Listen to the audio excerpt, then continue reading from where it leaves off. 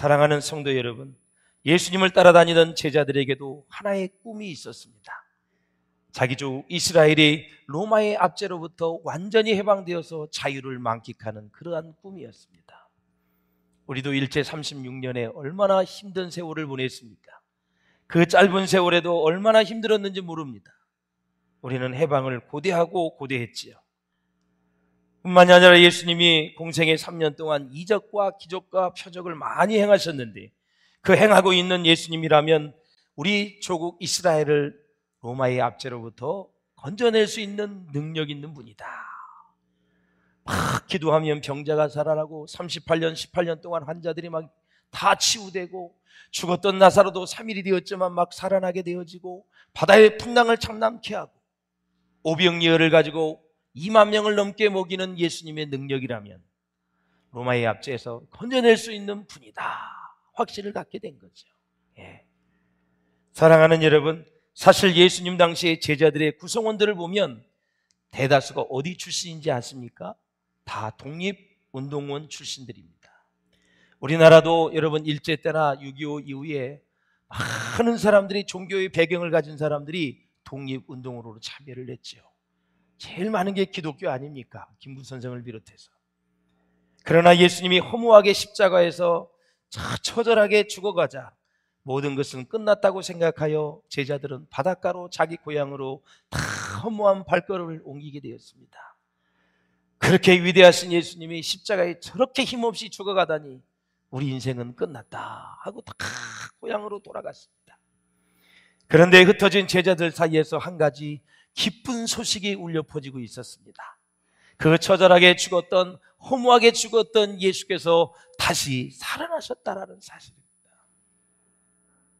놀라운 일이죠.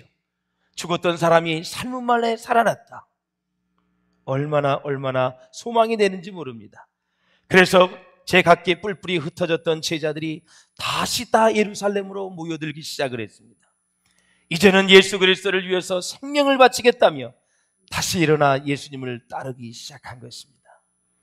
그리스도의 죽으심이 제자들에게 있어서 꿈의 소멸이었다면, 예수님이 죽은 지 3일 만에 살아나신 부활은 새로운 꿈의 부활이었습니다. 다시 소망을 가질 수 있는 결정적인 계기가 되었다라는 것입니다. 그러나 예수님의 꿈은 제자들의 꿈과 완전히 달랐습니다. 이것을 주목하셔야 됩니다. 제자들의 꿈은 잃어버렸던 이스라엘 민족의 회복이었지만 예수님의 꿈은 무엇이었을까요? 바로 하나님 나라의 꿈이었습니다. 할렐루야. 3절에 보면 부활하신 예수님께서 진짜 무엇을 하셨는지 알 수 있어요. 주목해서 읽어보시길 바랍니다. 시작. 그가 고난받으신 후에 또한 그들에게 확실한 많은 증거로 친히 살아계심을 나타내사 40일 동안 그들에게 보이시며 하나님 나라의 일을 말씀하시느니라. 아멘. 부활하셔서 여러분 전한 내용이 뭐냐면 하나님 나라의 일에 대해서 말씀하셨느니라. 그걸 주목하셔야 됩니다. 요즘 사업이 어떠니? 너 직장은 어때? 자녀의 진학과 취업과 결혼은 어때? 물고기는 잘 잡혀? 그런 얘기가 아니라 하나님 나라에 대한 꿈입니다. 하나님 나라. 그럼 하나님 나라는 무엇으로 구성되어 있다고 말씀을 드렸죠? 아주 간단해요. 하나님과 하나님의 백성이 구성된 게 하나님 나라입니다. 하나님은 영원토록 변함이 없습니다. 창조주 하나님입니다. 구세주 하나님입니다. 하나님의 백성이 많아지면 하나님의 나라는 확장되는 것입니다. 그럼 하나님의 백성이 많아지려면 어떻게 해야 돼요? 전도해야 된다는 거죠. 복음을 선포해야 된다는 거죠. 그래서 그 하나님의 나라에 대한 일을 말씀하셨다라는 것입니다. 사랑하는 여러분, 그렇습니다. 사도행전 1장 8절의 말씀은 사실은 하나님의 나라의 꿈을 실현하기 위한 예수님의 준엄한 명령입니다. 시작. 오직 성령이 너희에게 임하시면 너희가 권능을 받고 예루살렘과 온 유대와 사마리아와 땅끝까지 이르러 내 증인이 되리라 하시니라. 아멘. 증인이 되려면, 권능을 받으려면 예루살렘과 온 유다와 사마리아와 땅끝까지 이르러 증인이 되려면 너희에게 성령이 임하셔야 된다라는 것입니다. 성령님은 그리스도의 영, 하나님의 영으로서 예수님이 가시면서 또 다른 하나님을 우리에게 보내주신 것입니다. 그분은 영으로 보내주신 분이에요. 예수님은 육체로 오셨어요. 왜 육체로 오셨느냐? 인간의 죄는 인간이 죽어야 되는데, 인간의 70억의 인구 지나간 세대의 모든 사람들 다 죽어도 인간의 죄를 사할 수가 없습니다. 사람의 죄는 사람이 죽어야 됩니다. 그래서 구약의 동물이 대신 사람의 죄를 첨가시켜서 죽인 것은 예수님이 이 땅에 오신 어린 양의 예수를 예표하기 위해서 우리에게 오랫동안 학습을 한 것입니다. 반드시 죄를 지면 동물이 죽습니다. 그 동물에게 인간의 죄를 전가합니다. 그리고 손을 얹어요, 머리에 전가시키고 동물을 죽이면 그 사람의 죄가 사함받는 거지요. 이제는 예수님이 직접 어린 양으로 오셔서 우리를 위해 죽어주셨습니다. 3일 만에 죽었다가 부활하신 것입니다. 흠이 없는 인간이 죽어야 그 죄가 사함받는데 예수님은 다 갖추셨어요. 사람으로 오셨어요. 그리고 그분은 흠이 없다고 히브리서 말씀하고 있습니다. 완전한 하나님이십니다.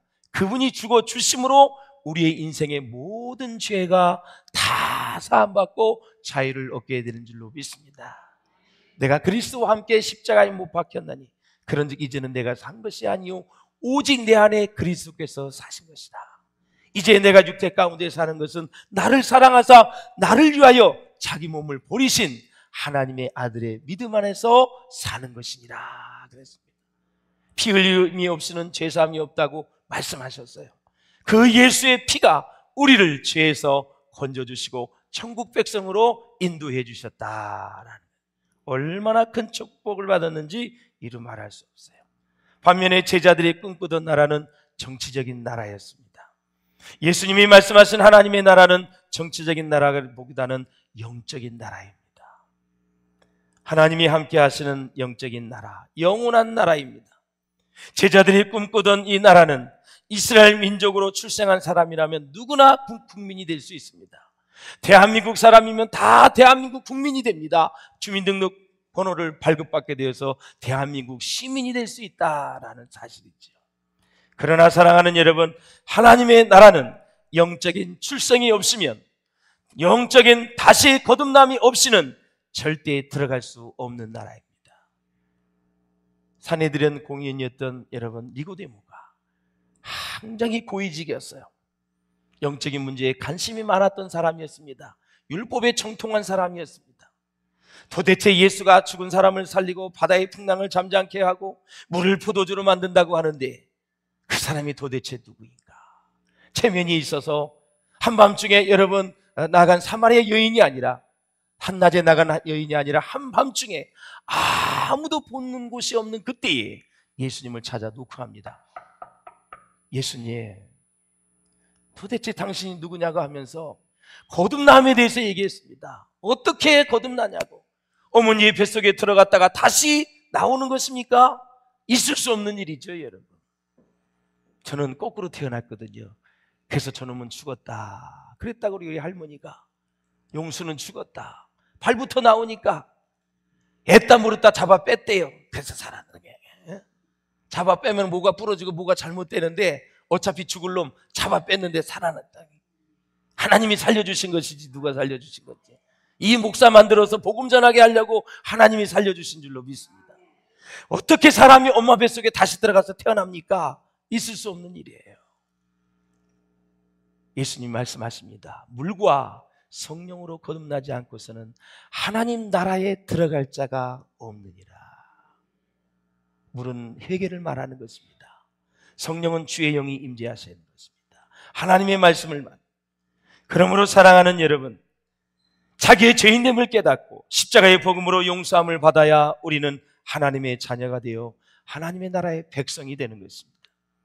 그러므로 사랑하는 여러분, 진정한 회개와 독생자 예수를 믿는 믿음이 없이는 하나님 나라의 시민이 될 수 없다라는 거죠. 그런 면에서 저와 여러분은 얼마나 큰 축복을 받았습니까? 이 땅의 대한민국 국민으로 살아가면서 우리는 사도 바울이 말한 것처럼 하늘나라의 시민권이 있습니다.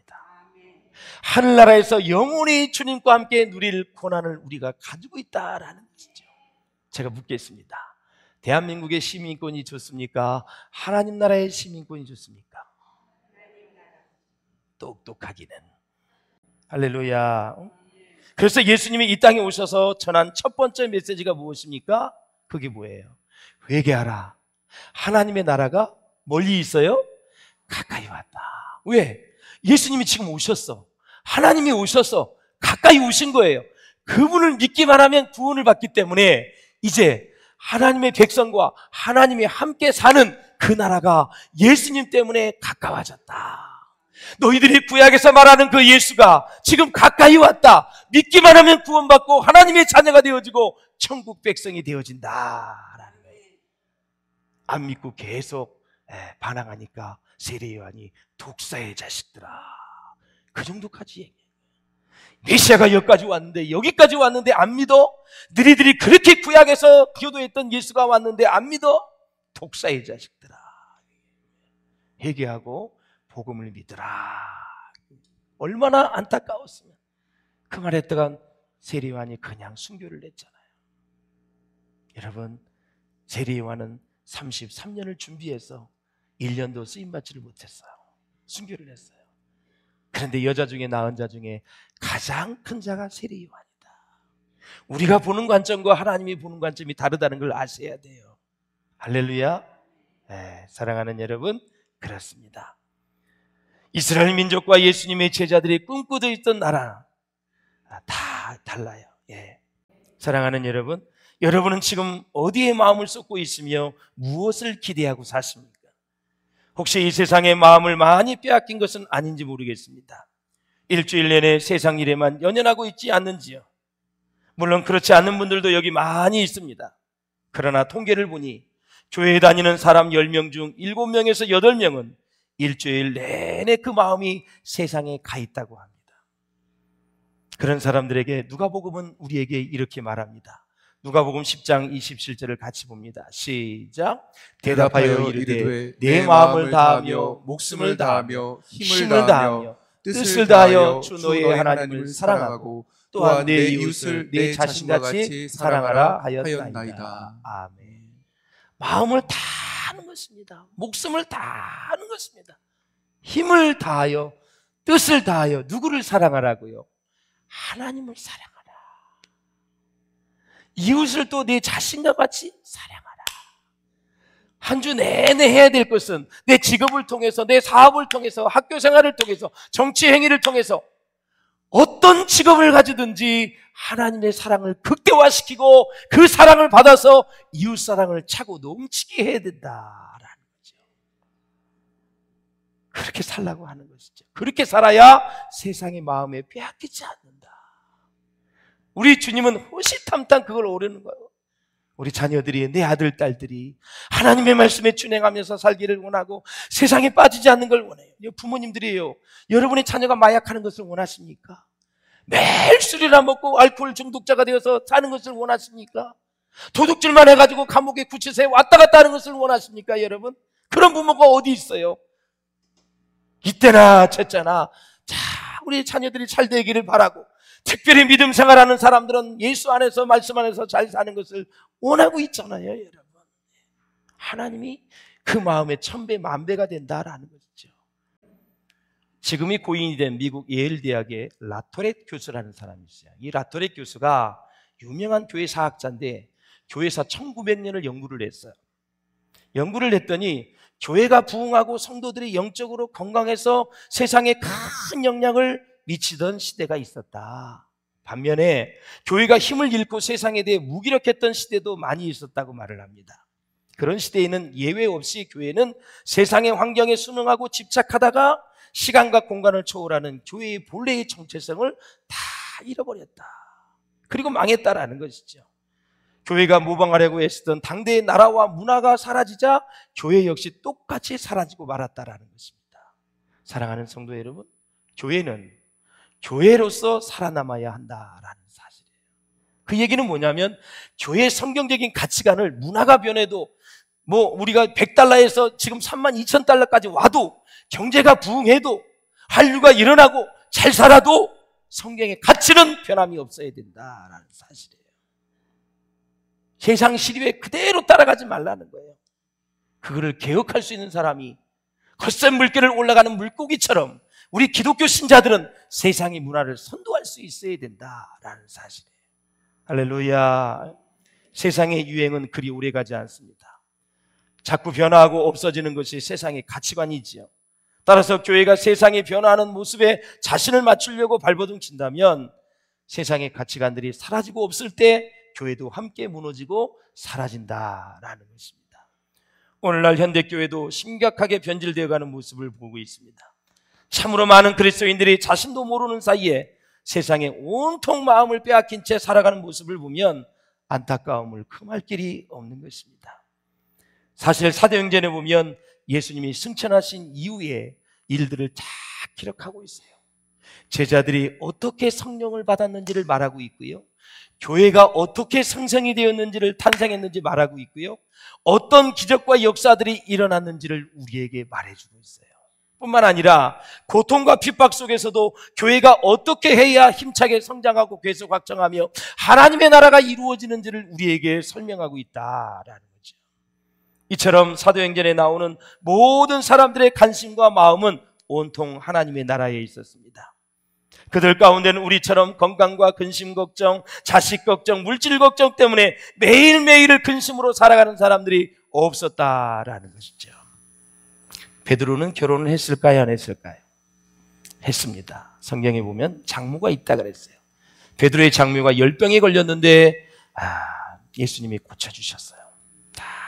그런 걸 보면 결혼을 했다는 거죠. 베드로도 결혼하여 아내와 자식이 있었지만 성경에는 그가 가족들을 걱정하느라 시간을 보냈다는 기록이 없습니다. 가족들 때문에 목회 사역에, 전도하는 사역에 방해를 받았다는 기록이 없습니다.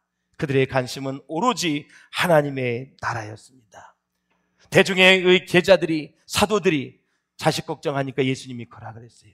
하나님의 나라를 위해서 전토를 벌이는 자는, 가족보다 하나님의 나라를 우선하는 자는 하나님이 100배의 축복을 주시겠다고 예수님이 직접 말씀하셨습니다. 할렐루야. 벌이라는 것이 아니라 우선순위가 하나님의 나라에 먼저 우선순위를 두어라, 그 얘기예요. 버리라 그러니까 엄마 아빠 모른 척하고 신학을 한다고 자식들 다 버리고 신학을 하는 것이 아니라 우선순위가 바로 예수님이 되어야 된다, 그 말씀입니다. 사랑하는 여러분, 그 와중에 스데반은 돌에 맞아 죽어 순교했습니다. 예루살렘에서 박해와 핍박이 일어나자 집도 빼앗기고 생업도 빼앗기고 온 가족이 사방으로 뿔뿔이 흩어지는 아픔을 겪기도 했습니다. 그러나 그들의 마음속에는 하나님이 주시는 기쁨, 평안은 절대 잃어버리지 않았다. 예수님은 부활하신 후에 40일 동안 머무셨는데 목적이 하나입니다. 노란 글씨 읽어봐요. 시작. 하나님의 나라의 일을 말씀하시기 위해서입니다. 부활하신 다음에 40일 동안 계셨거든요. 그래서 가셨어요. 10일 있다가 마가의 다락방에 주의 성령이 임했어요. 40일 동안 계속 말씀하신 것은 바로 하나님의 나라의 일이다라는 것입니다. 그렇다면 하나님의 나라의 일은 무엇일까요? 부활하신 후에 예수님께서 하나님의 나라의 일을 말씀하셨는데 마태복음 28장에 나와 있어요. 시작. 그러므로 너희는 가서 모든 민족을 제자로 삼아 아버지와 아들과 성령의 이름으로 세례를 베풀고 내가 너희에게 분부한 모든 것을 가르쳐 지키게 하라. 볼지어다 내가 세상 끝날까지 너희와 항상 함께 있으리라 하시니라. 아멘. 할렐루야. 세례를 받는 일, 또 가르치는 일 다 해야 되지만 이 본문의 헬라어 본동사가 뭔지 아세요? 제자를 삼아. 이게 본동사고 세례 주는 일, 가르치는 일 다 현재 분사로 되어 있어요. 다 본동사를 수식하는 거예요. 그러니까 제자를 삼는 게 하나님의 나라의 일이에요. 제자를 살려면 먼저 예수를 믿어야 되잖아요. 전도도 포함이 돼요. 그리고 가르치는 것도 포함이 돼요. 그리고 교육 훈련하는 것도 포함이 돼요. 그러나 제일 우선적인 것은 전도하여 하나님의 자녀가 되어야 그런 일을 시작하죠. 하나님의 나라의 가장 근원적인 일은 전도하여 그 사람을 구원받게 하는 일이다라는 거죠. 그래서 사랑하는 여러분, 이 주님의 지상명령에 순종하여 실천하는 것이 바로 하나님의 나라의 일이다라는 거죠. 어떤 직업을 갖던, 목적이 하나님의 나라가 될 수 있기를 주의 이름으로 축원을 드립니다. 할렐루야. 구체적으로 가서 모든 민족을 제자로 삼으라라는 것입니다. 초대교회 성도들은 하나님의 나라를 위해서 세상을 살았던 사람입니다. 반대로 세상 나라를 위해 하나님의 나라를 이용한 사람들이 있습니다. 마술사 시몬 같은 사람들. 베드로에게 성령을 달라고 얘기합니다. 돈 주고 사겠다고 얘기해요. 성령을 사가지고 자기도 많은 병자를 고쳐서 돈을 벌겠다는 얘기예요. 망할지어다. 망했습니다. 죽었습니다, 여러분. 아나니아 삽비라는 자기의 얼마를 속여서 교회에, 거룩한 교회에 내놨습니다. 이게 전부냐? 전부입니다. 죽었습니다. 조금 있다 아내가 3시간이 왔습니다. 전부냐? 전부입니다. 거짓말해서 또 죽었습니다. 사랑하는 여러분, 세상을 위해서, 세상 나라를 위해서 하나님의 나라를 이용하면 안 됩니다. 하나님의 나라를 위해 세상을 살아갈 수 있기를 주의 이름으로 축원합니다. 정리를 하자면 사람은 세 부류입니다. 육체에 이끌려 사는 것은 뭡니까? 동물입니다. 그리고 두 번째, 이성에 이끌려 사는 것이 인간입니다. 인간. 성령에 이끌려 사는 것이 진정한 크리스찬, 그리스도인인 것입니다. 할렐루야. 그리스도인은 오늘도 성령의 지배를 받습니다. 성령의 다스림을 받습니다. 그래서 한 주간에 꼭 한 번 이상 주님의 음성을, 말씀을 통해서 들을 수 있기를 주의 이름으로 축원합니다. 하나님의 나라는 교회를 통해서 확장되는데 교회에게 주신 3가지 선물이 있습니다. 우리 주님이 교회에 3가지 선물을 주셨는데, 첫째, 예수의 이름을 주셨습니다. 십자가에서 죽음을 이기시고 부활하신 예수 그리스도입니다. 모든 이름 위에 뛰어난 이름입니다. 여러분은 다 각자의 이름을 갖고 있지만 여러분의 이름에는 권세가 없습니다. 예수의 이름에만 권세가 있습니다. 할렐루야. 누구든지 주의 이름을 부르는 자는 구원을 얻으리라 그랬어요. 예수의 이름에 권세가 있어요. 예수의 이름으로 제사함을 받습니다. 예수의 이름으로 회개하면 하나님 받아주십니다. 예수의 이름에 권세가 있기 때문에, 하나님의 능력이 있기 때문에 예수의 이름으로 기도할 수 있기를 주의 이름으로 축원합니다. 둘째, 교회에 주신 선물은 성령의 권능을 주셨습니다. 8절에도 보면 오직 성령이 너희에게 임하시면 너희가 뭘 받는다고요? 권능. 이게 헬라어로 다이나마이트입니다. 다이나마이트 폭발할 때 맞지요. 그 능력, 성령의 능력을 주셔서 땅끝까지 복음의 증인이 되게 해주시겠다라는 것이죠. 하나님의 능력 안에서 모든 성도들이 승리할 수 있기를 주의 이름으로 축원합니다. 마지막으로 셋째, 하나님 나라의 꿈과 환상을 우리에게 주셨습니다. 너희에게 주의 영 성령이 임하시면 너희의 자녀들은 예언할 것이요, 너희 젊은이들은 환상 비전을 볼 것이요, 너희의 늙은이들은 꿈을 꾸리라. 로마서 8장 5절에도 보면 육신을 쫓는 자는 육신의 일을, 영을 따르는 자는 영의 일을 생각하나니 그랬습니다. 그렇다면 영의 일이란 무엇일까요? 하나님의 나라, 하나님의 나라의 환상, 하나님의 비전을 말하는 것입니다. 사랑하는 여러분, 영의 일이 바로 그거예요. 하나님의 비전이 뭐예요? 하나님 나라의 비전은 하나님과 하나님 백성이라 그랬어요. 백성들이 많아지는 것이 하나님의 소원입니다. 날마다 하늘을 생각하고 하늘을 소망하며 사십니까, 여러분? 그렇다면 여러분은 이 땅에 있는 모든 것을 덤으로 축복을 받을 것입니다. 그러나 날마다 땅만 생각하고 땅의 일을 생각한다면 결국 여러분은 다 잃어버릴 것입니다. 우리의 가정과 직장, 우리의 재물, 우리의 젊음, 우리의 건강을 하나님 나라의 영광을 위해 바친다면 이 세상과 다시 오는 세상에서 정말 아름답고 고귀한 위대한 인생이 될 줄로 믿습니다. 두려워 마시고, 사랑하는 여러분, 예수님 앞에 여러분의 변화를 기대하십시오. 그리고 하나님의 축복이 내게 임할 것을 믿고 믿음으로 전진해가는 우리 비전교회 식구들 다 될 수 있기를 주의 이름으로 축원합니다.